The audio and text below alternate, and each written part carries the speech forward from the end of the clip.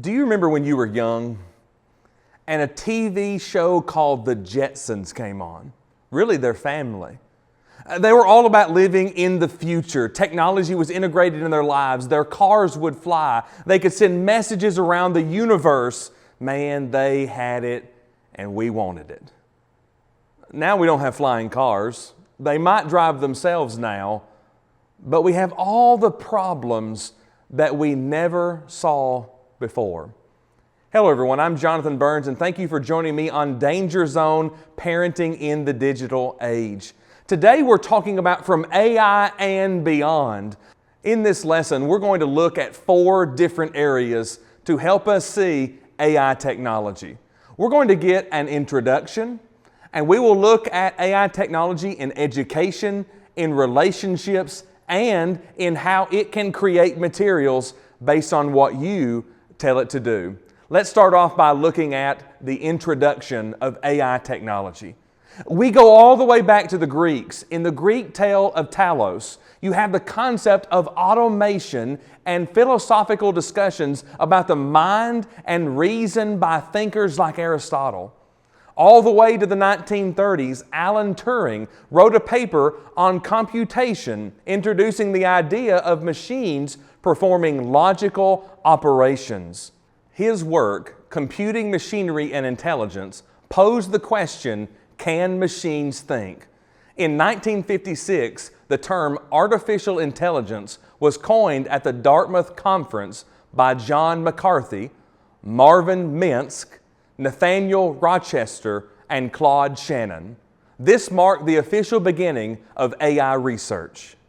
In the 1960s to 1970s, early AI was limited by computation power and larger data machines. In the 1980s and 1990s, the shift toward data-driven AI began. AI began to be used in specific domains, such as finance, manufacturing, and logistics. In the 2000s and 2010s, advanced GPUs, improved data sets, and improved algorithms enabled AI systems to outperform previous generations. IBM developed Deep Blue. Google developed DeepMind as supercomputers, and AI technology advanced rapidly. AI became mainstream through applications like virtual assistants, Siri, Alexa, and Google Assistants. Recommendation systems, Netflix and Amazon Video, and social media algorithms. Autonomous vehicles and facial recognition systems emerged as prominent technologies. AI is now used in many technologies, including smartphones, smart home devices, and software. Advances in technology, big data, user demand, and economic incentives have driven the recent push for AI technology. What we're talking about is simply a computer that thinks or reads data, perceives what it thinks you want to do, reads the data, and then populates a result. Basically, we're finding deeper ways to integrate technology in our lives. Now, there are 2 things I want you to know. Number 1, technology is not inherently evil. The way it is used will determine the end results. Tablets, cell phones, laptop computers, desktop computers, anything with connection or some type of processing unit is not inherently evil.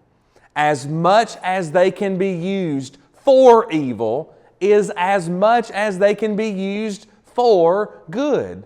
The question becomes, how will we use technology?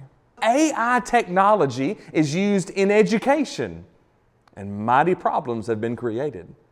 AI technology is used in relationship, and we're learning that loneliness is a problem. And AI technology is used in creation, and many times it is the using of these technologies that becomes the problem. Let's talk about education, and to do so, I want to think about adaptive learning platforms. Adaptive learning platforms. Tools like Khan Academy, Duolingo, and others use AI to tailor lessons and problem sets to individual students' needs, helping them focus on areas where they struggle the most. What we're learning with AI technology is there are some benefits. Education opportunities, simple smartphone apps can help children learn multiplication and division, can help children with spelling and other things that exist. Some of these applications that we just mentioned are all designed to benefit the education department. Now, what is interesting to me about this is the creators have placed certain parameters on the AI so that it cannot do anything the user asks it to do. Oddly enough, if you go ask some of the AI platforms, such as ChatGPT, to do something that is illegal, to do something that is indecent, it will report back to you that it is not designed for certain things. So we learn as we begin today, in education, there may be ways that AI technology can help. We also learn in education with grading assistance. AI can grade multiple choice tests, short essays, and even provide feedback on longer assignments, freeing up time for instructors to focus on teaching. I don't know about you, but that can be a good thing. To give teachers more time, whether we are talking about college level education, or we're talking about high school or middle school or elementary education, to give teachers more time to teach. I can't imagine being a teacher in today's society with all the societal problems that exist, much less all the demands for test and testing that comes along. Grading assistance can be a great aid. There are also speech-to-text tools like Otter.ai that generate transcripts of lectures for students who may have hearing impairments or want to review the material later. I used to use a program. It was a web-based program, and I would use it in churches, and I would connect it to their sound systems to give the computer an input of all the microphones in the room. Then we could place tablets with people who had hearing problems, and as words were spoken, the AI technology could report to that tablet just like the closed captioning works on your television. You see, just like this in education, there are tools that help take notes on everything that's said by the instructor. Certainly there can be good things, but there's also evil. There are plagiarism concerns. Students can use AI to generate essays, to code, or even provide math solutions without fully understanding the material. This undermines the learning process. Detecting AI-generated content is a challenge. Though tools exist, we need deeper AI technologies to develop. You see, what this does is it takes the work off the student. If I can type in some prompts, if I can type in some things, why then it can do all the work for me. If you allow me to be honest, in one of the programs in this series, the segment on pornography, I did not want to go to Google and do that Google search. I used an AI-generated chat. I used ChatGPT to ask it questions and to allow it to reach out to the internet and to provide me resources with links so that I did not have to face any problems. However, in education, students are simply asking an AI, write me a paper on, and they'll give the subject. The AI can generate the paper to length, with the paper sources that are required, even in the required formatting that is required by the instructor. There are plagiarism concerns because it is not the student's work. Not only that, it undermines assessment integrity. With AI capable of solving advanced problems or generating answers to prompts, Traditional assignments may lose their value as accurate measures of student understanding. Matter of fact, on the popular social media platform TikTok and Instagram, college students have been placing videos online of their test. And what they're doing is they're holding their cell phone up as they are highlighting portions of the test, and you can see the AI give them the correct answer. There was no need to study. There was no need to get ready. They did not learn. They have undermined the assessment integrity. You see, it has created problems. Colleges are adding policy adjustments. Some institutions have updated their academic integrity policies to stop unauthorized AI use. This is already a problem. So the introduction is, it has been on its way for a while. The education department tells us that there can be benefits, but there are problems. But let's talk about a third way today that's going to seem strange to you. It's in relationships. What does AI do in relationships? Well, AI in relationships is not what you're thinking. What people do is they set up, and what they do is they download an app or access a platform where they create a profile and choose or customize their AI companion. Some apps allow users to set personality traits, voice, or even appearance of the chatbot. Do you know what we're learning? People are building digital relationships.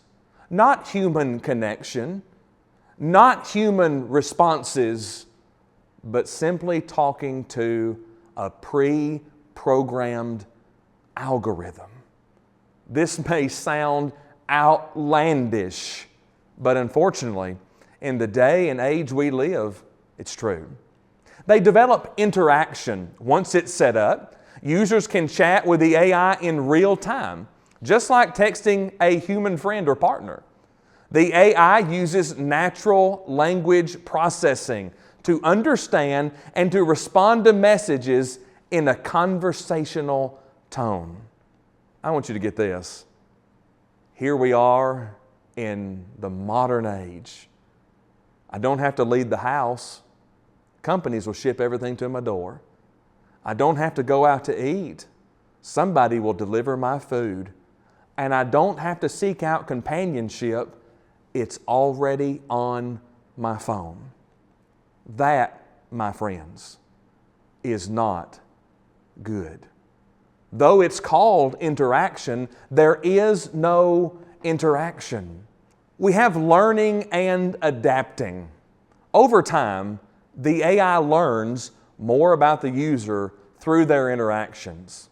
For example, it might remember your preferences, hobbies, or things you have shared about your life. I want to give you some good news. I have spent over the last 4 months trying to research these very things. And outside of web addresses, in other words, you can go to an actual website on a computer or in an internet browser. In the app stores, both in the Google Play and the Apple Store, these type of apps require a payment. In other words, they are not free. Now, I'm not saying that makes it any better, but it makes it to where a child, a teenager, or others do not have the ability to process payments in the app.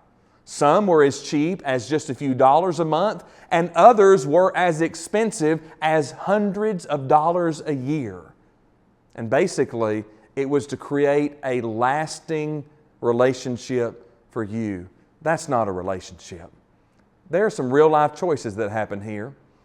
A 14-year-old teen in the United States took his life after his AI chat girlfriend asked him to come home.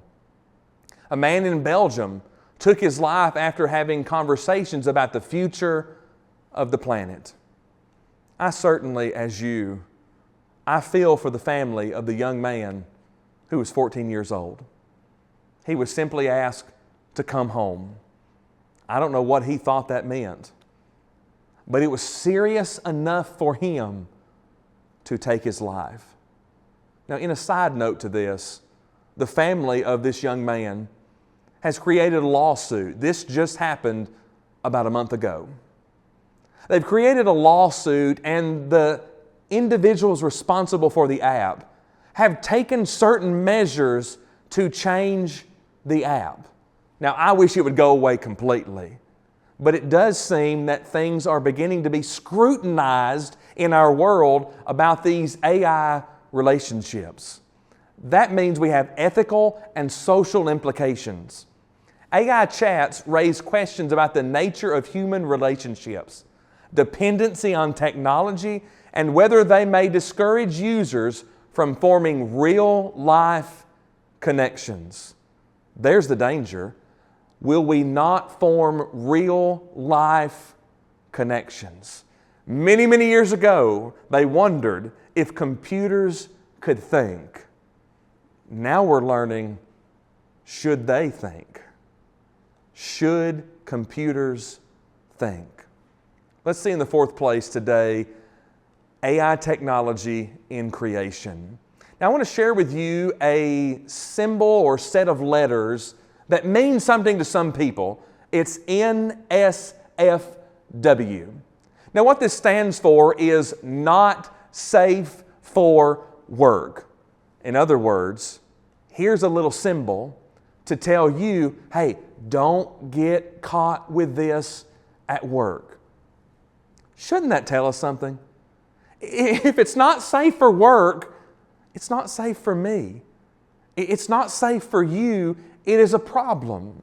Open source models modified for NSF purposes have been downloaded millions of times globally. The daily active users of NSFW specific tools are estimated to be in the hundreds of thousands daily. That means people are using these resources.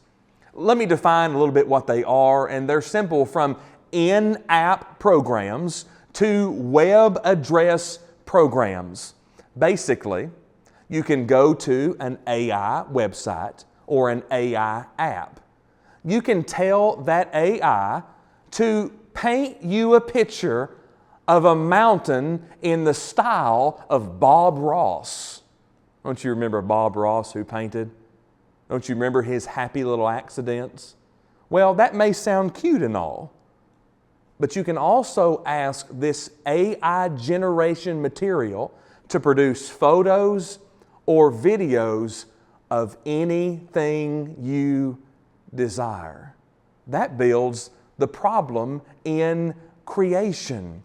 There are consent issues in AI-generated tools. They can be misused to create explicit images of real people without their consent. It also goes further with exploitation. Some tools have been used to generate harmful or explicit content, including depictions of minors, leading to bans and stricter regulations in many countries. Do you see the problem? The problem here is deafening. Because to you and I, we don't think about these type of things, but they're happening in our world. You see, AI was introduced a long time ago, and it was thought about, can computers think? Can things happen without us having to do it? And now in education, in relationships, and in creation of materials, we've opened a new world. There's not much more to say about AI and its relationships now to human beings, to education, to creation. That door has simply slowly been opened. But here is the problem with technological doors. Once they are opened, they're hard to close. And once they are opened, people will go through them.